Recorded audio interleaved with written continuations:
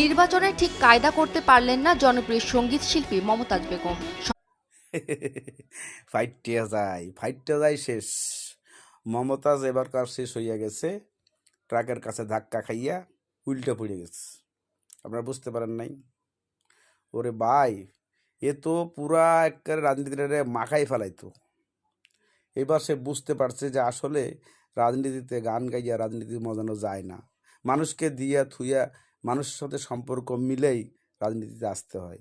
কিন্তু উনি মনে করছিল যে এভাবেই দিন পার হইয়া যাইবে, কিন্তু পিছন থেকে যে ধাক্কা মাইরা উল্টায় ফেলাইব সেটা বুঝতে পারে নাই। এখন বুঝতে পারছে। সেটা কে বুঝতে পারছেন? আপনারা বুঝতে পারেন নাই?